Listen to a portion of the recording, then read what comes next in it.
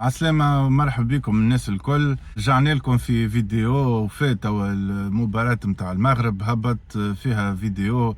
حنبع المجبري قاعد يحضر روحه للسيزون الجاية. نرجعوا شوية نحكيو على بيرنلي، على التحضيرات، على البري سيزون. هذا باش يكون موسم المفصلي بالنسبة لحنبع المجبري. ما باش نبداو واضحين.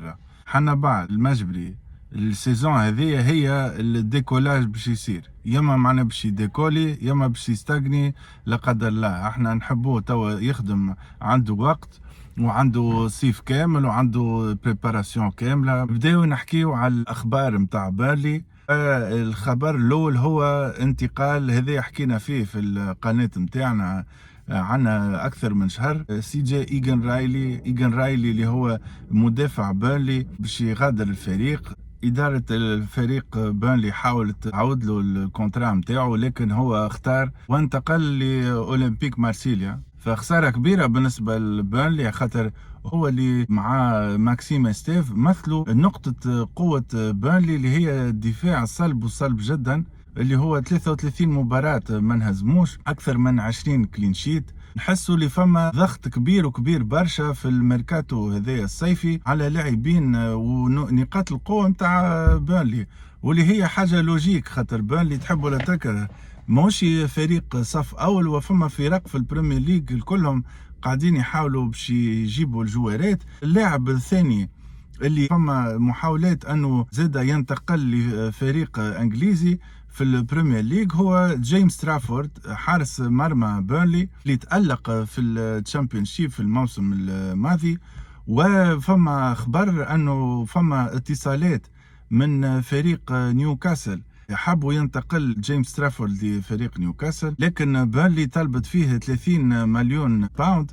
فحسب الاخبار الاخيره نيوكاسل قالت انه لا، معناها 30 مليون ياسر لها. فهذا معناه يكون خبر باهي كان يقعد جيمس ترافورد في صفوف بيرنلي. وفما لاعب اخر اللي هو مهم ومهم جدا، اللي هو جوش براونهيل قائد الفريق، اللي الى حد الان مازال ما فماش خبر انه جدد العقد نتاعو. الحقيقه مشكله، معناها تو عنده تقريبا شهرين وهو يستنى باش يجدوا له العقد. استناو بون الكونترا نتاعو يوفر 30 جوان، معناها من هوني لاخر جوان باش نعرفوا كان باش صحح ولا. فما اخبار هبطناها في فيديو اخر في القناة متاعنا اللي فما استهام، فما بعض الفرق مهتمة به وخاصة فرق تركية منهم بشكتاش. جوش براونهيل وسط ميدان متاع الفريق مسجل أكثر من 18 هدف، واحد من ركائز الفريق. مع خسارته زادة باش تكون مشكلة في الموسم الجاي، تكون باش تجي في بلاصتو.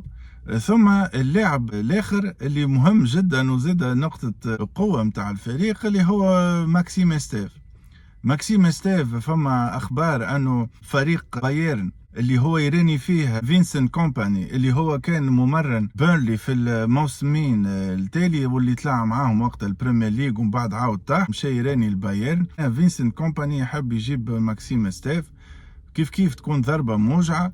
فإن شاء الله الإدارة متاع بيرنلي تفيق شوية وتعمل المستحيلات الكل باش ما تخسرش هذوما اللاعبين، وخاصة تعزيزات. مع إلى حد الآن تقولش عليه فريق باهت هكا، في الحقيقة شوية ناقصة الرياكسيون نتاعهم. إدارة بيرنلي لازم تكبس روحها، معنا بلغة أخرى. حنا بعل حاجته بفريق يبدأ قوي معاهم، معنا باش ما نلقاوش حنا بعل المجبري في فريق ضعيف اللي باش يبداو ياكلوا في سكور معناها كل مباراة.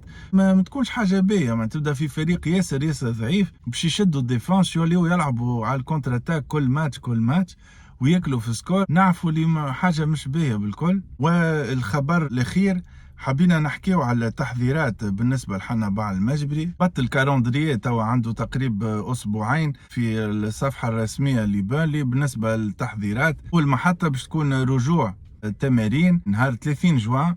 فمهم انه حنا بعل تو في الاسبوعين شنو اللي قاعدوا هذوما يحضر روحه سورتو نيفو فيزيك، يخدم سورتو المسكولاسيون، يخدم الفيزيك نتاعو باش معناه يرجع التمارين يبدا حاضر. ثم من بعد فما ستاج في البرتغال من 13 ل 20 جويليا.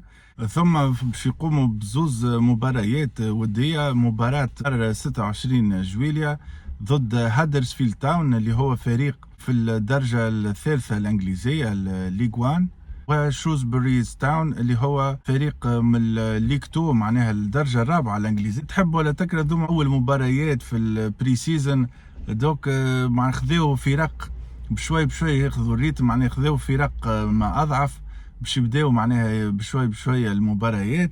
ثم نهار 2 اوت فما مباراة ضد ستوك سيتي اللي هي في الشامبيونشيب، نعرفوه الفريق هذايا. ثم فما نهار 9 اوت باش تكون مباراة ودية، مازالوا ما قالوش الفريق بالضبط، اما عطينو انه هاي بروفايل، معناه باش يكون من الفرق من الصنف الاول، ممكن فريق من البريمير ليج، ممكن فريق من فرق من الدوريات الكبرى، باش تكون اسبوع قبل ما ترجع البريمير ليج. البريمير ليج ترجع نهار 16 اوت، معناها قعد شويه بالنسبه للتحضيرات. مازال الكالندريه باش يهبط بالنسبه للبريمير ليج نهار الاربعاء 18 جوان، هبط الكالندريه اوفيسيال نتاع البريمير ليج. تو نرجعوا نحكيو على الكالندريه. تو الميساج المهم في ذا الكل هو انه حنبال فماش برشا بريسيون عليه، خاطر وفاء الموسم مشى ستاج مع ليكيب ناسيونال، قام بمباريات، لكن معناها مهم انه يشد نسق المباريات، ارتاح، جاتو فاز دي ريكوبيراسيون باهيه. تو معناها لازم يرجع ويخدم سورتو الفيزيك، راهو النسق نتاع البريمير ليج حاجه اخرى. فما معناها كما قلنا لكم بروجرام كامل. هذا هو كان الفيديو. كالعاده ما تنساوش تعملوا لنا لايك، باش تعملوا سبسكرايب للقناه كان تفرجوا فينا اول مره، ونرجعوا لكم في فيديو جديد.